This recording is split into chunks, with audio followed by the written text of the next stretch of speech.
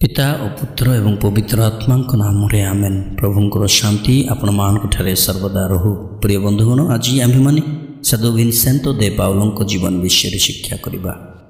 1581 मसीह साधु विनसेंतो दे Paulo France देशर दक्षिण स्थित गास्कोनीर पोई ठारे एक गरीब कृषक परिवार रे तृतीय संतान भाव जन्मग्रहण करते। पिता स्वल्प मेषमान तत्वावधान नेबा कार्य बाल्यकाल से अतिबाहित करते। छोट बेलू ही गरीब लोक मानू से बहुत प्रेम करुले। तांको पाखरे थिबा केतेक टंका और एमितिक निज पोशाक मध्य सेमानकु दान कर देउथिले। फ्रांसिस्कान मानक सहित रही से पाठ पढ़ा आरंभ करथिले।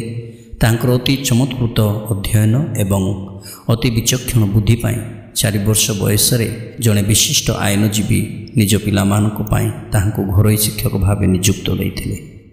अति शीघ्र स्पेन रे सारागोसा विश्वविद्यालय से प्रवेश कले, किंतु किछि विवादीय कारण जोगु से सेठारु चलीगले। तांकरी पिता निजर पशु संपद विक्रय करदेले, जद्वारा विनसेंतो तौलुओस विश्वविद्यालय रे तांकर अध्ययन जारी रखिबे। सामान्य चाषी हेले सुधा तांकर संतानर भविष्यत पाई यह थिला एक विश्वासर कर्म। निजर अक्लांत परिश्रम और प्रचेष्टा जोगु से समस्तंक ठारू अधिक नंबर रखी सही विश्वविद्यालय उत्तीर्ण होते। सेठारे ईश्वरशास्त्र अध्ययन करी 1600 मसीह 19 वर्ष बयस से याजकाभिषेक लाभ कले। 1605 ख्रीष्टाब्द मार्सेइले नार्वोने को से जलयात्रा करने समय आफ्रिकीय जलदोषी माने ताहांको अपहरण करी टुनिस ठारे दासत्व पाई विक्रय करदेले। दासत्वर 2 वर्ष पर 1607 ख्रीष्टाब्द निज मुनिबंक मन जिणी पारी ताहांको सहित पारिस नगरी को से पलायन कले एवं सेठारे बसवास कले। सेठाकार जड़े सम्रांत व्यक्ति श्रीयुक्त फिलिपो इमानुएल दे गंडी परिवार रे प्राय 12 वर्ष काल धरी घरोई याजकीय सेवा से प्रदान कले। उक्त रहणी काल मध्य प्राय 4 वर्ष व्यापी से विश्वास विरुद्धीय प्रलोभन जोगु मानसिक स्तर में अधिक जंत्रणा अनुभव करथिले। 1618 मसीह ताहांको फ्रांस देशर कृतदास बा अपराधी मानकर चाप्लिन जेनराल भाव नियुक्ति दि जाइथिला। जो बंदी माने अंधकार एवं मृत्यु छाया कालातिपात करुथिले सेमानक ठारे से आशा संचार करथिले। प्रत्येक दिन रात्रि काल रे पारिस नगरीर रास्ता कड़ मानकरे परित्यक्त और मृत्यु मुखरे पड़िथिबा पिलामानकु उद्धार करिबा पई से जाउथिले। सेहिथिपाई अगणित अनाथ अभावग्रस्त गरीब और परित्यक्त पिलामानकर परम बंधु एवं सुरक्षाकारी भावे से ख्याति अर्जन कले। अभावी मानक प्रति उदारमना और दयालु हेबापाई से धनी लोक मानक शिक्षा कले।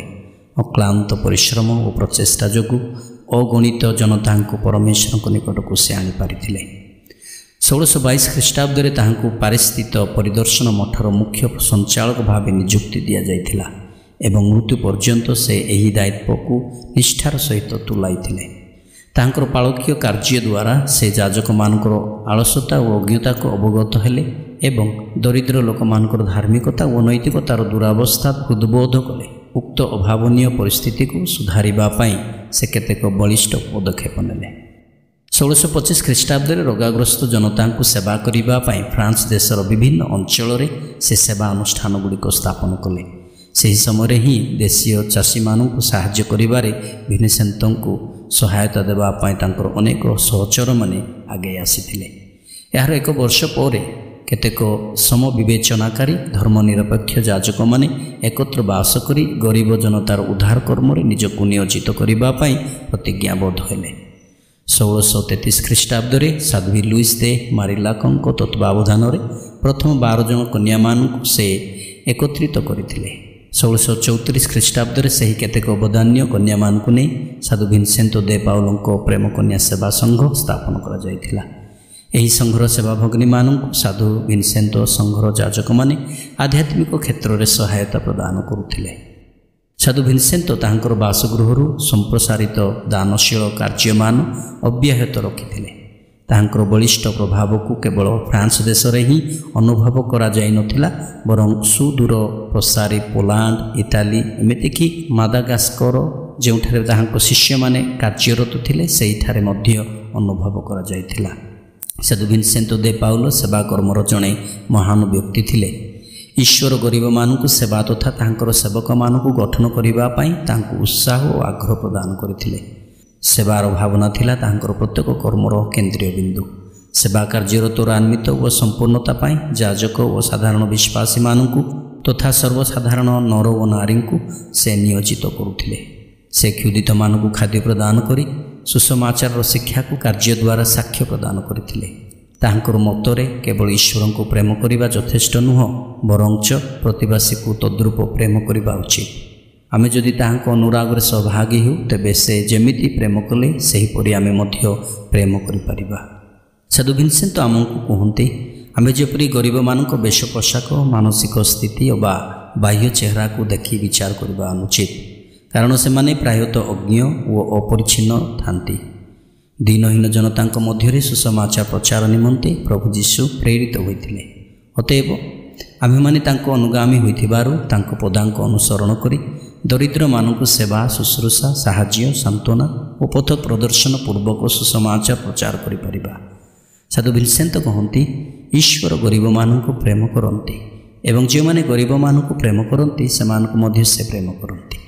ଅନ୍ୟାନ୍ୟ କାର୍ଯ୍ୟ ଅପେକ୍ଷା ଗରିବମାନଙ୍କର ସେବା କାର୍ଯ୍ୟକୁ ଅଗ୍ରାଧିକାର ଦେବା ଅତ୍ୟନ୍ତ ଜରୁରୀ ଏବଂ ଏହି କାର୍ଯ୍ୟକୁ ଅବିଳମ୍ବେ କରିବା ଉଚିତ। ସେ ମଧ୍ୟ ଆହୁରି କହନ୍ତି, ଦରିଦ୍ର ଲୋକମାନଙ୍କ ସେବା କରିବା ଦ୍ୱାରା ଯଦି ତୁମ ପ୍ରାର୍ଥନାରେ କିଛି ବାଧା ଉପୁଜେ, ତେବେ ମନରେ ଅସ୍ଥିରତା କିମ୍ବା ପାପ ହେଲା ବୋଲି ବିଚଳିତ ହୁଅ ନାହିଁ। ପ୍ରାର୍ଥନାକୁ ବାଦ ଦେବା ଦ୍ୱାରା ପ୍ରଭୁ ଯେକୌଣସି ମତେ ଅବହେଳିତ ହୋଇନାହାନ୍ତି। ଯଦି ପ୍ରଭୁଙ୍କର କାର୍ଯ୍ୟ ବାଧାପ୍ରାପ୍ତ ହୋଇଥାଏ, ତେବେ ସେହିଭଳି ଅନ୍ୟ ଏକ କାର୍ଯ୍ୟ ମଧ୍ୟ ସମ୍ପାଦିତ ହୋଇପାରେ। ଅତଏବ ଯେକୌଣସି ନୀତି ନିୟମ ପୂର୍ବରୁ ସେବା କାର୍ଯ୍ୟ ହିଁ ପ୍ରଥମ ଆସିଥାଏ। ସାଧୁ ଭିନସେଣ୍ଟ ହୃଦବୋଧ କରିପାରିଲେ ଯେ ପାଳକୀୟ କାର୍ଯ୍ୟ ଯାଜକମାନଙ୍କ ପାଇଁ ଏକ ସୁବର୍ଣ୍ଣ ସୁଯୋଗ ଏବଂ ଗୁରୁତ୍ୱପୂର୍ଣ୍ଣ ବିଷୟ ଅଟେ। ଯାଜକ ଅନ୍ୟମାନଙ୍କ ପାଇଁ ଏବଂ ଯାଜକତା ଏକ ପଦବୀ ନୁହଁ, କିନ୍ତୁ ଏହା ଏକ ସେବା ଓ ପ୍ରେରିତିକ କାର୍ଯ୍ୟ ଅଟେ। ସେ ସର୍ବଦା ଶିକ୍ଷାକୁ ଅଧିକ ଗୁରୁତ୍ୱ ଦେଲେ ଏବଂ ସେ ପରିତ୍ୟକ୍ତ, ଦୋଷୀ ସାବ୍ୟସ୍ତ ଓ ଦୁଃଖୀରଙ୍ଖୀଙ୍କ ଗହଣରେ ରହି ସେମାନଙ୍କ ସେବାରେ ନିଜକୁ ନିମଜ୍ଜିତ କଲେ। ସେ ପୀଡ଼ିତମାନଙ୍କ ପାଇଁ ସାନ୍ତ୍ୱନାଦାତା, ଅନାଥମାନଙ୍କ ପାଇଁ ରକ୍ଷା କବଚ ଓ ବିଧବାମାନଙ୍କ ପାଇଁ ହିତାକାଂକ୍ଷୀ ରୂପେ ଗଣ୍ୟ ହେଲେ। ବର୍ତ୍ତମାନ ଭିନସେଣ୍ତୀୟ ଯାଜକମାନେ ପୁରପଲ୍ଲୀରେ ଧର୍ମ ପ୍ରଚାର କାର୍ଯ୍ୟ କରୁଛନ୍ତି। ସାଧୁ ଭିନସେଣ୍ଟ ଦେ ପାଉଲୋଙ୍କ ଦ୍ୱାରା ସ୍ଥାପିତ 2ଟି ଧର୍ମସଂଘ ଆଜି ମଧ୍ୟ ସେହି ସେବା କାର୍ଯ୍ୟକୁ ଜଗତର କୋଣେ ବିକୋଣେ ଜାରି ରଖିଛନ୍ତି। 1660 ସାଲ ସେପ୍ଟେମ୍ବର ମାସ 27 ତାରିଖରେ ପାରିସ୍ଥିତ ଭିନସେଣ୍ତୀୟ ଗୃହରେ ସେ ତାଙ୍କର ଶେଷ ନିଶ୍ୱାସ ତ୍ୟାଗ କରିଥିଲେ। ଫ୍ରାନ୍ସ ଦେଶରେ କେତେକ ଅଳ୍ପ ବ୍ୟକ୍ତିମାନଙ୍କ ମଧ୍ୟରୁ ସେ ଜଣେ, ଯିଏକି ସେହି ସମୟରେ କାଥୋଲିକ ମଣ୍ଡଳୀକୁ ପୁନଃ ସତେଜ କରିବାରେ ପ୍ରମୁଖ ଭୂମିକା ଗ୍ରହଣ କରିଥିଲେ। ଆପଣାର ଚମକପ୍ରଦ ନମ୍ରତା, ଅନବରତ ପ୍ରାର୍ଥନା ଓ ପ୍ରେମ ଓ ସେବାର କାର୍ଯ୍ୟ ପାଇଁ ସେ ପ୍ରସିଦ୍ଧ ଅର୍ଜନ କରିଥିଲେ। 1737 ସାଲର ପୁଣି ପିତା କ୍ଲେମେନ୍ତ ଦ୍ୱିତୀୟଙ୍କ ଦ୍ୱାରା ସେ ସାଧୁ ରୂପେ ଘୋଷିତ ହୋଇଥିଲେ। ପୁଣି ପିତା ଲିଓ ତ୍ରୟୋଦଶ ସାଧୁ ଭିନସେଣ୍ଟ ଦେ ପାଉଲୋଙ୍କୁ ସେବା କର୍ମରେ ଜଡ଼ିତ ସମସ୍ତ ଧର୍ମ ଅନୁଷ୍ଠାନମାନଙ୍କର ଇଷ୍ଟ ସାଧୁ ଭାବେ ଘୋଷଣା କରିଥିଲେ। ମନଚିନ୍ତନ। ଯାହା ତୁମର ଅସନ୍ତୋଷର କାରଣ ହୁଏ, ସେହି ଜିନିଷଗୁଡ଼ିକ ମଧ୍ୟରେ ସନ୍ତୁଷ୍ଟ ରହିବାକୁ ଚେଷ୍ଟା କର। ତୁମକୁ ଅସୁବିଧାରେ ପକାଉଥିବା ସମସ୍ତ ବିଷୟରୁ ତୁମର ମନକୁ ମୁକ୍ତ କର। ପରମେଶ୍ୱର ସବୁ କିଛିର ଯତ୍ନ ନେବେ। ଏହି ଇଚ୍ଛାରେ ତୁମେ ହରବରିଆ ହୋଇ କିଛି କରିପାରିବ ନାହିଁ। ଯେପରି କହିହେବ, ପରମେଶ୍ୱରଙ୍କ ହୃଦୟକୁ ଦୁଃଖିତ କରିବ, କାରଣ ସେ ଦେଖନ୍ତି ଯେ ତୁମେ ତାଙ୍କୁ ପବିତ୍ର ବିଶ୍ୱାସ ସହିତ ଯଥେଷ୍ଟ ସମ୍ମାନ କରୁନାହ। ତାଙ୍କ ଉପରେ ବିଶ୍ୱାସ କର। ମୁଁ ତୁମକୁ ନିବେଦନ କରୁଛି ଏବଂ ତୁମର ହୃଦୟ ଯାହା ଚାହୁଁଛି ତାହା ପୂରଣ ହେବ। ସାଧୁ ଭିନସେଣ୍ଟ ଦେ ପାଉଲୋଙ୍କ ପତ୍ରରେ ସେ ଦର୍ଶାନ୍ତି। ଧନ୍ୟବାଦ।